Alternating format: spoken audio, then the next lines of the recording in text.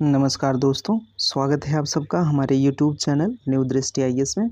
हम लोग परीक्षावाड़ी नामक पुस्तक के माध्यम से उत्तराखंड सामान्य अध्ययन को कवर कर रहे हैं और इस क्रम में हम लोगों ने उत्तराखंड के उस पुस्तक में कम से कम 87-88 पेज तक लगभग वन लाइनर फैक्ट्स दिए गए थे। उन चीज़ों को कवर करने के बाद हम लोगों ने उत्तराखंड के शासनिक प्रशासनिक ढांचा को कवर किया है।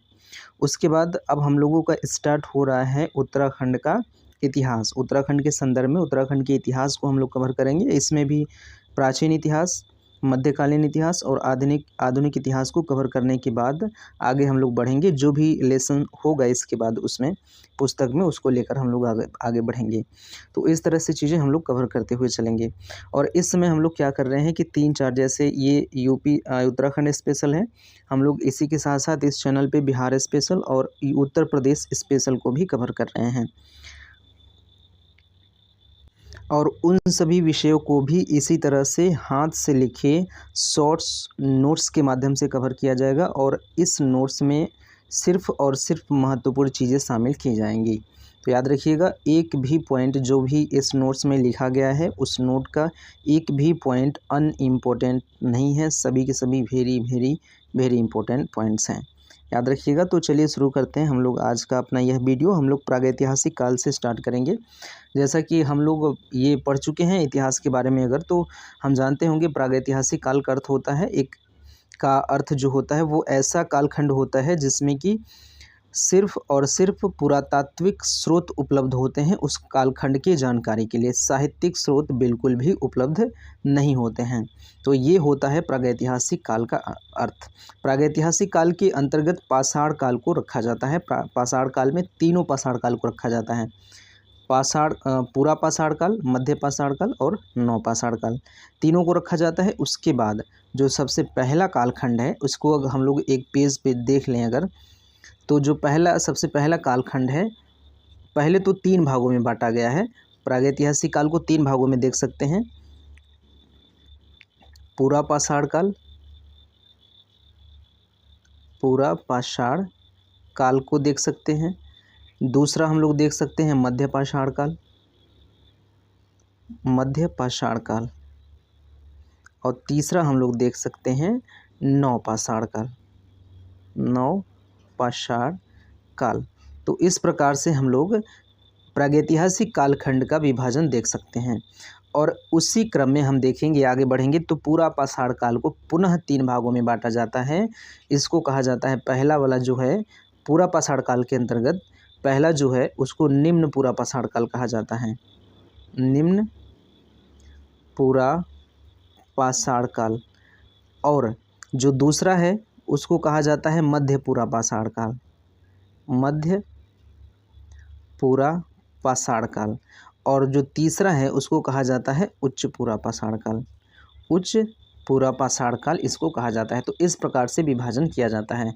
तो हम लोग निम्न पूरा पाषाण काल, मध्य पूरा पाषाण काल, उच्च पूरा पाषाण काल को इस तरह से अध्ययन करते हैं इतिहास में। अब हम लोग क्या करेंगे, जब उत्तराखंड स्पेशल को कवर कर रहे हैं तो हम लोग उन्हीं काल को देखेंगे, जैसे कि निम्न पूरा पाषाण काल से और मध्य पूरा पाषाण काल से इस काल के अवशेष हमें उत्तराखंड से मिलते हैं। उच्च पूरा पाषाण काल के अवशेष हमें उत्तराखंड से नहीं मिलते हैं। तो हम लोग जहाँ से अवशेष, मतलब जिस काल के अवशेष उत्तराखंड से मिल रहे हैं, हम लोग सिर्फ उन्हीं काल को क्या करेंगे, लेंगे, कवर करेंगे यहाँ पे, क्योंकि हम लोग उत्तराखंड विशेष पढ़ रहे हैं। तो सिर्फ हम लोग उत्तराखंड की जानकारी यहाँ पे लेने वाले हैं। तो चलिए शुरू करते हैं। हम लोग देखते हैं क्या चीज़ें हैं। सबसे पहले बात करें तो निम्न पूरा पाषाण काल का जो मुख्य औजार है वो मुष्टि कुठार है। उत्तराखंड की बात करें तो निम्न पूरा पाषाण काल के जो प्रमुख औजार हैं उसका नाम है मुष्टि कुठार। तो कभी अगर आपसे पूछे कि उत्तराखंड मतलब कि निम्न पूरा पाषाण काल का प्रमुख औजार क्या था, हम लोग बात कर रहे हैं जो सबसे पहला कालखंड था पाषाण काल के अंतर्गत सबसे पहला कालखंड था पूरा पाषाण काल। उसमें भी सबसे पहला कालखंड था निम्न पूरा पाषाण काल, उसी की बात कर रहे हैं। उसमें होता है जो सबसे प्रमुख औजार है वो है मुष्टि कुठार। तो याद रखिएगा, उत्तराखंड में निम्न पूरा पाषाण काल के साक्ष्य कहाँ से मिले हैं, ये बहुत ही इंपॉर्टेंट है, बेहद महत्वपूर्ण है। इसको याद रखिएगा कि उत्तराखंड में निम्न पूरा पाषाण काल के साक्ष्य किस किस स्थल से मिले हैं, स्थलों से प्रश्न पूछे जाते हैं। तो कालसी के पास यमुना तट पे एक तो स्थल ये है, यहाँ से कालसी के पास यमुना तट पे क्या मिलता है, निम्न पुरापाषाण काल से संबंधित साक्ष्य मिलते हैं। श्रीनगर के पास अलकनंदा तट पे श्रीनगर के पास यहाँ से भी पुरापाषाण काल संबंधी निम्न पुरापाषाण काल संबंधित अवशेष मिलते हैं। अल्मोड़ा में खोटानी नाला के पास, ये भी याद रखिएगा, अल्मोड़ा में खोटानी नाला के पास निम्न पुरापाषाण काल से संबंधित अवशेष हमें मिलते हैं। आगे बात करें तो रामगंगा घाटी आदि में क्या मिलते हैं, इन सभी स्थलों से निम्न पुरापाषाण कालीन औजार हमें प्राप्त होते हैं। निम्न पुरापाषाण कालीन अवशेष या निम्न पुरापाषाण कालीन साक्ष्य यहाँ से प्राप्त होते हैं। एक बार इन जगहों को फिर से रिकॉल कर लीजिए। कालसी के पास यमुना तट पे, श्रीनगर के पास अलकनंदा तट पे, अल्मोड़ा में खुटानी नाला के पास और रामगंगा घाटी आदि में निम्न पुरापाषाण कालीन संबंधी साक्ष्य प्राप्त होते हैं। अगले पॉइंट की बात करें तो मध्य पुरापाषाण काल के प्रमुख औजार कौन कौन से हैं, सल्क है और खुरचनियाँ हैं। इन दोनों औजारों को याद रखिएगा। जो मध्य पुरापाषाण काल के औजार हैं, अगर आपसे पूछे कि मध्य पुरापाषाण काल के प्रमुख औजार कौन कौन से हैं, सल्क और खुरचनियाँ, या फिर ये पूछ ले कि सल्क या फिर खुरचनियाँ किस काल के प्रमुख औजार हैं, तो आपको बताना है मध्य पुरापाषाण काल के प्रमुख औजार हैं। आगे बात करें तो राज्य में मध्य पुरापाषाण काल के साक्ष्य कहाँ से मिले हैं, तो मध्य पुरापाषाण काल का साक्ष्य जो मिला है वो श्रीनगर के निकट से मिला है।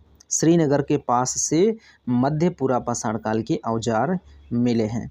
बात करें उच्च पुरापाषाण काल के साक्ष्य अभी तक राज्य से नहीं मिले हैं। हमने अभी पहले ही बात कर लिया है कि जो उच्च पुरापाषाण काल है उसका साक्ष्य उत्तराखंड राज्य से अभी तक नहीं प्राप्त हुआ है। ठीक, अगले पॉइंट की बात करें तो राज्य में अगला ये वाला पॉइंट ध्यान में देखिए, राज्य में मध्य पाषाण काल के उपकरण मिलते हैं कहाँ से, जसकोट से। याद रखिएगा, मध्य पाषाण काल के मतलब उपकरण, ये मध्य पाषाण काल है, याद रखिएगा, मध्य पूरा पाषाण काल नहीं है, मध्य पाषाण काल है। तो इसके उपकरण मिल रहे हैं जसकोट से। याद रखिएगा, जसकोट से इसके उपकरण मिल रहे हैं। आगे हम लोग अगर बात करें तो पाषाण युगीन मानव गुफाओं या फिर शैलाश्रयों में निवास करता था। सीधी सी लाइन है, पाषाण काल का मनुष्य शैलाश्रय यानी कि पत्थरों के घरों में या फिर गुफाओं में निवास करता था। तो राज्य में इस प्रकार की गुफाएं मिली हैं, कहाँ कहाँ से, चमोली जिला से और अल्मोड़ा जिला से इस तरह की गुफाएं मिली हैं। इसके अलावा भी ये जो गुफा है ये महत्वपूर्ण गुफा है। इसके अलावा भी राज्य में अन्य जगहों से भी गुफाएं मिली हैं, आगे चल के हम लोग बात करेंगे, लेकिन जो प्रमुख रूप से है चमोली और अल्मोड़ा ज़िले में अधिकतर मिले हैं। तो इस प्रकार की जो गुफाएं मिली हैं चमोली और अल्मोड़ा ज़िले से मिले हैं। प्रदेश में सर्वप्रथम, ये महत्वपूर्ण पॉइंट है, याद रखिएगा, प्रदेश में सर्वप्रथम 1968 में डॉक्टर एम पी जोशी द्वारा अल्मोड़ा में स्यूयाल नदी के तट पर एक गुफा की खोज की गई। तो किसके नदी पर, ये याद रखिएगा, स्यूयाल नदी के तट पे, स्यूयाल नदी के तट पे एक गुफा खोजा गया, किसके द्वारा, याद रखिएगा, डॉक्टर एम पी जोशी के द्वारा। कब खोजा गया, 1968 में, इसको भी याद रखिएगा। क्या खोजा गया, लघु या लघु उड्डयार गुफा। तो उस गुफा का क्या नाम है, लघु लखू या फिर लाखू उड्डयार गुफा, आप कह सकते हैं लखू उड्डयार गुफा या फिर लाखू उड्डयार गुफा। तो अगर कभी आपसे पूछे कि लाखू या फिर लखू उड्डयार गुफा कहाँ पर स्थित है, तो स्यूयाल नदी के तट पर स्थित है। कहाँ पे, स्यूयाल नदी के तट पे स्थित है। कहाँ पर, अल्मोड़ा में। नदी पूछे तो स्यूयाल नदी, जिला पूछे तो अल्मोड़ा जिला बताना है, और पूछे कि किसने इसकी खोज की तो डॉक्टर एम पी जोशी बताना है, और अगर पूछे कि इसकी खोज कब की गई तो 1968 बताना है। गुफा कौन सा है, लाखू उड्डयार गुफा या लखू उड्डयार गुफा, याद रखिएगा। अगले पॉइंट की बात करें तो लखू उड्डयार से ही कुछ दूरी पर डॉक्टर यशोधर मठपाल ने 1985 में फकड़ा नौली शैलाश्रय व 1989 में पेटसाल शैलाश्रय की खोज की थी। तो ये याद रखिएगा डॉक्टर यशोधर मठपाल के बारे में। डॉक्टर यशोधर मठपाल ने 2 गुफाओं की खोज की। किनकी, 2 गुफाओं की। एक तो खोज की 1985 में किस गुफा की, ये फकड़ा नौली गुफा है।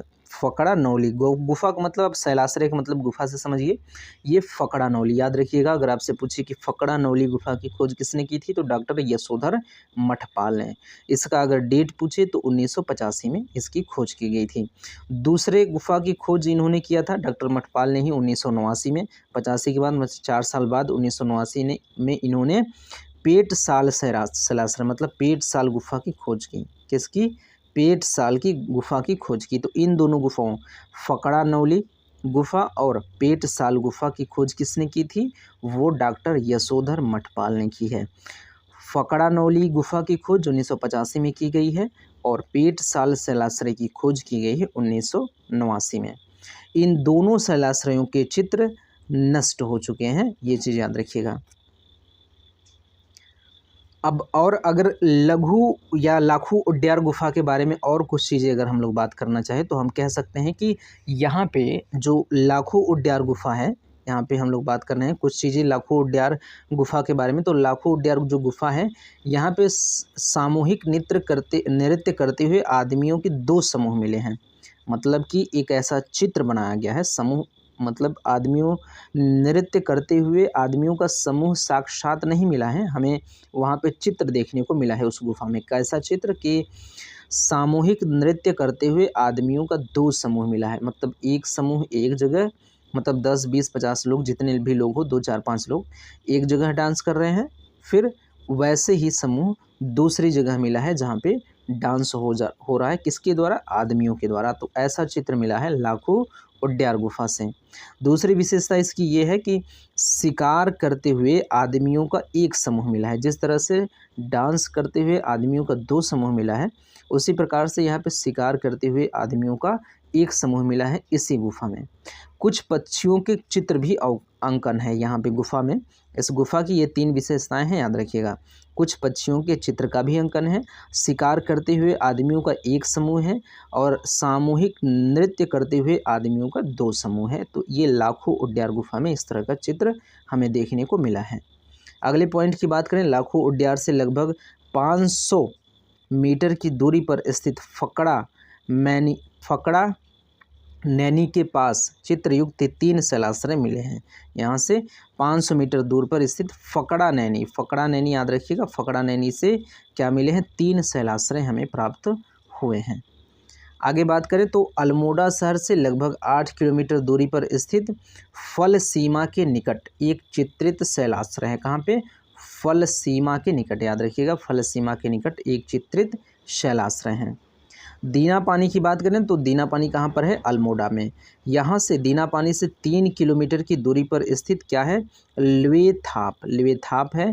यहाँ पे इस स्थल पर लाल रंग से चित्रित शैलाश्रय मिले हैं। इसमें शिकार व नृत्य मुद्रा में मानव चित्र है। तो याद रखिएगा, दीना पानी है एक जगह जो कि अल्मोड़ा ज़िले में है। यहाँ से 3 किलोमीटर की दूरी पर जाएंगे तो एक जगह है, उसका नाम है लिवेथाप नामक एक जगह स्थित है। वहाँ से लाल रंग के चित्रित शैलाश्रय मिले हैं। लाल रंग के चित्रित शैलाश्रय मतलब लाल रंग से कुछ बनाया गया है, ऐसे शैलाश्रय मिले हैं। और उसमें बनाया क्या गया है? इसमें शिकार व नृत्य मुद्रा में मानव चित्रित हैं। तो शिकार कर रहे हैं ऐसे मानव चित्रित हैं और डांस कर रहे हैं ऐसे मानव चित्रित हैं। याद करिए, लाखू उड्डयन गुफा में भी इसी तरह के चित्र मिले हैं। डांस करते हुए मानव के 2 समूह मिले हैं और शिकार करते हुए मानव के 1 समूह मिले हैं। चमोली में अलकनंदा नदी के किनारे डुगरी गांव के पास स्थित ग्वारख्या उड्डयन में मानव व पशुओं सहित कुल लगभग 4 चित्र हैं जो कि गुलाबी व लाल रंग से चित्रित किए गए हैं। तो ये भी चीज़ याद रखिएगा। चमोली के थराली के पास स्थित कीमनी गांव के निकट हल्के सफ़ेद रंग से चित्रित एक शैलाश्रय मिला है। तो ये एक शैलाश्रय कहाँ पे? यहाँ पे चमोली के थराली के पास स्थित कीमनी गांव के निकट। कीमनी गांव एक जगह है, कीमनी गांव के निकट ये क्या मिला है? हल्के सफ़ेद रंग से चित्रित शैलाश्रय मिला है। हल्के सफ़ेद रंग से चित्रित शैलाश्रय कहाँ से मिला है? कीमनी गांव से। ये इस वाले पॉइंट की बात करें, इस वाले पॉइंट की, तो चमोली में अलकनंदा नदी के किनारे डुगरी गांव के पास स्थित क्या मिला है? ग्वारख्या उड्डयन मिला है। ग्वारख्या उड्यान मिला है, इसमें क्या है, मानव और पशुओं सहित कुल लगभग 4 चित्र अंकित हैं। तो ग्वारख्या उड्यान में मानव व पशुओं सहित कुल लगभग 4 चित्र हैं जो कि गुलाबी और लाल रंग से रंगे गए हैं। तो याद रखिएगा, रंगों का प्रयोग ये लोग कर रहे हैं। यमुना घाटी स्थित पुरोला, यानी कि यमुना घाटी पे एक जगह स्थित है, उसका नाम है पुरोला, जो कि उत्तरकाशी जिले में है। किस जिले में है? उत्तरकाशी जिले में है। इसमें शाख लिपि में उत्कीर्ण काले रंग का आलेख प्राप्त हुआ है। तो काले रंग का आलेख किस लिपि में लिखा हुआ है? वो शाख लिपि में लिखा हुआ है। शाख लिपि में उत्कीर्ण एक काले रंग का आलेख प्राप्त हुआ है। कहाँ से? याद रखिएगा, पुरोला से। पुरोला कहाँ है? उत्तरकाशी जिला में है। नदी पूछे तो यमुना नदी के तट पे स्थित है। इस आलेख की अनुमानित आयु 2100 से 1900 ईसा पूर्व लगाई गई है। अगले पॉइंट की बात करें तो प्रदेश में महापाषाणी समाधान, मृदभांड, ओखली, शिष्ट, दीर्घाश्म आदि के साक्ष्य मिले हैं। तो किस किस के? महापाषाण काल। आप याद रखिएगा, महापाषाण काल जो विशेषता है, विशेषकर जो विशेषता है महापाषाण काल, वो दक्षिण भारत की विशेषता है। कहाँ की? दक्षिण भारत की एक प्रमुख विशेषता है महापाषाण काल। तो याद रखिएगा, महापाषाण काल यहाँ पे भी मिल रहा है उत्तराखंड में, तो ये चीज़ यहाँ पे महत्वपूर्ण हो जाता है। ठीक है, याद रखिएगा, विशेषकर जो विशेष रूप से किस एरिया का विशेषता है? ये दक्षिण भारत की विशेषता है। तो महापाषाणिक समाधान मिल रहे हैं उत्तराखंड से, यहाँ से महापाषाणिक मृदभांड मिल रहे हैं, ओखली मिल रहा है, शिष्ट मिल रहा है, दीर्घाश्म मिल रहा है, इसके साक्ष्य यहाँ से मिल रहे हैं। और ये सभी चीज़ मिले कहाँ कहाँ से हैं? अब हम लोग इसकी बात करेंगे। सभी के सभी स्थल बेहद महत्वपूर्ण है, याद रखिएगा। ये सभी के सभी जो औजार हैं, जो अवशेष हैं, कहाँ कहाँ से मिल रहे हैं? तो एक तो देखिए नौलाग्राम से। पहले हम लोग इसको साफ कर लें ताकि स्पष्ट दिखे सब कुछ। इधर हम लोगों को काम है तो इधर साफ कर लेते हैं। तो चलिए शुरू करते हैं। देखिए, ये सभी अवशेष कौन सा? ये जो है समाधान, मृदभांड, ओखली, शिष्ट, दीर्घाश्म आदि, ये सभी औजार हमें कहाँ से मिले हैं? सभी अवशेष हमें कहाँ से मिले हैं? एक तो मिला है नौलाग्राम से। नौलाग्राम कहाँ है? पश्चिमी रामगंगा घाटी अल्मोड़ा में स्थित है। तो पश्चिमी रामगंगा घाटी में स्थित है नौलाग्राम, यहाँ से ये सभी स्थल मिले हैं। अगले स्थल की बात करें तो मेनहिर नामक एक स्थल है, ये भी कहाँ पर स्थित है? अल्मोड़ा में ही स्थित है। यहाँ से भी ये सभी अब याद रखिएगा, इन सभी जगहों से ये सभी या इनमें से एक या दो या तीन या चार या सभी स्थल मतलब औजार मिले ही मिले हैं, मतलब कि अवशेष मिले ही मिले हैं इन जगहों से। तो मेनहिर की बात करें जो कि अल्मोड़ा में स्थित है, तो यहाँ से ये सभी अवशेष मिले हुए हैं। बात करें नौगांव की, तो नौगांव अल्मोड़ा में स्थित है, यहाँ से भी ये सभी अवशेष प्राप्त हुए हैं, याद रखिएगा। मुनिया की ढाई कहाँ पर है? याद रखिएगा, अल्मोड़ा में है। यहाँ से भी मुनिया की ढाई से भी ये सभी अवशेष हमें देखने को मिलते हैं। देवीधुरा की बात करें, देवीधुरा कहाँ पर है? चंपावत में। देवीधुरा चंपावत में है, तो देवीधुरा से भी इन सभी अवशेषों के प्रमाण मिलते हैं हमें। आगे बात करें गोपेश्वर व मलारी की, तो ये दोनों कहाँ पर है? चमोली में है। तो यहाँ से भी गोपेश्वर और मलारी से भी इन सभी अवशेषों का मिलना होता है। पश्चिमी नयार घाटी पौड़ी में पश्चिमी नयार घाटी से भी ये सभी अवशेष मिले हैं। इसके बाद राजकोट से भी ये सब अवशेष हमें प्राप्त होते हैं, तो ये याद रखिएगा। अगले पॉइंट की बात करें तो डॉक्टर यशोधर मठपाल का नाम हम लोगों के सामने आया है, अभी हम लोगों ने देखा है। तो डॉक्टर यशोधर मठपाल ने कहाँ से? नौलाग्राम से। डॉक्टर यशोधर मठपाल ने नौलाग्राम से 73 ओखलियाँ प्राप्त की हैं। याद रखिएगा, 73 ओखलियाँ किसने प्राप्त की हैं? वो किया है डॉक्टर यशोधर मठपाल ने। अगर ये पूछे कि 73 ओखलियाँ प्राप्त कहाँ से हुई हैं, तो नौलाग्राम में। नौलाग्राम कहाँ पर है? पश्चिमी रामगंगा घाटी में है। कहाँ पे स्थित है? नौलाग्राम पश्चिमी रामगंगा घाटी पे स्थित है। इसको हम लोगों ने अभी देखा है, पहले यहाँ पे हम लोगों ने देखा। यहाँ पे देखिए, ध्यान दीजिए, यहाँ पे देखिए, कहाँ पे? यहाँ पे देखिए, यहाँ पे हम लोगों ने देख लिया है कि पश्चिमी रामगंगा घाटी पर स्थित है नौलाग्राम। कहाँ पर? पश्चिमी रामगंगा घाटी पे। ठीक है। अब इसके 9 ग्राम की बात करें तो केंद्र सरकार, केंद्र लिखा हुआ है, केंद्र सरकार होना चाहिए, केंद्र सरकार द्वारा 2023 में इसे संरक्षित क्षेत्र घोषित कर दिया गया, तो इसको बेहद महत्वपूर्ण सूची में रखिएगा। तो 9 ग्राम जो स्थल है यहाँ से 73 खलियाँ प्राप्त हुई हैं, ये पश्चिमी रामगंगा घाटी पर स्थित है। केंद्र सरकार ने 2023 में इसे संरक्षित क्षेत्र घोषित किया है, और 2023 में संरक्षित क्षेत्र घोषित किया गया है, बहुत ज़्यादा पुरानी बात नहीं है, इसलिए आने के चांसेस बने रहेंगे, इसको याद रखिएगा। आगे बात करें तो देवीधुरा जो कि चंपावत में है, यहाँ से कप मार्क्स की खोज किसने की थी? डॉक्टर MP जोशी ने। तो उसके बाद गोपेश्वर में पश्चिमी नयार घाटी में कप मार्क्स की खोज किसने की थी? यशवंत कठोच ने। इन दोनों पॉइंट्स को क्या करिए, याद रखिए महत्वपूर्ण तरीके से। तो देवीधुरा कहाँ पर स्थित है? चंपावत में। यहाँ पे कप मार्क्स की खोज किसने की थी? तो डॉक्टर MP जोशी ने। उसके बाद गोपेश्वर में पश्चिमी नयार घाटी में कप मार्क्स की खोज किसने की थी? तो यशवंत कठोच ने। ये दोनों बात याद रखिएगा। अगले पॉइंट की तरफ चलें तो राज्य में धातुकालीन युग के साक्ष्य कहाँ कहाँ से मिले हैं? राज्य में धातुकालीन युग के साक्ष्य कहाँ कहाँ से मिले हैं, इसकी अगर हम लोग बात करना चाहें तो एक क्षेत्र है बनकोट, जो कि कहाँ पर स्थित है? पिथौरागढ़ में। पिथौरागढ़ में स्थित है बनकोट। यहाँ से क्या मिला है? यहाँ से 8 ताम्र मानवाकृतियाँ मिली हैं, मतलब 8 तांबे की मानव के चित्र मिले हैं, मतलब 8 मूर्ति मिली है एक तरह से, मान लीजिए, जो कि तांबे की बनाई गई है, ऐसे समझिए। 8 मूर्तियाँ प्राप्त हुई हैं जो कि तांबे की बनाई गई हैं, वो भी मानव की मूर्तियाँ हैं, मानव की मूर्तियाँ हैं। 8 मानव की मूर्तियाँ हैं मिली जो कि तांबे की बनाई गई हैं, ठीक है। तो ये कहाँ से मिला है? बनकोट। कहाँ पर है? पिथौरागढ़। तो पिथौरागढ़ में बनकोट से 8 ताम्र मानवाकृतियाँ मिली हैं। अगले स्थल की बात करें जहाँ से ताम्रकाल वो धातुकालीन युग के साक्ष्य मिले हैं, तो नैनी पातल। नैनी पातल कहाँ पर है? पिथौरागढ़ में, याद रखिएगा। यहाँ से 5 ताम्र मानवाकृतियाँ मिलती हैं। बनकोट से 8 ताम्र मानवाकृतियाँ मिलती हैं। नैनी पातल से जो 5 ताम्र मानवाकृतियाँ मिलती हैं। अल्मोड़ा की बात करें तो अल्मोड़ा से भी कुछ मानव आकृतियाँ प्राप्त होती हैं। उसके बाद बहादराबाद की बात करें जो कि कहाँ पर स्थित है? हरिद्वार में। यहाँ से भी ताम्र उपकरण मिले हैं। तो ये ऐसे स्थल है जहाँ पे धातुकालीन साक्ष्य हमें प्राप्त होते हैं। अगले पॉइंट की बात करें तो गढ़वाल विश्वविद्यालय के शोधार्थियों द्वारा चमोली जिले के मोलारी गांव, याद रखिएगा, मोलारी गांव में किए गए कई सर्वेक्षण के बाद से ये उपकरण मिले हैं।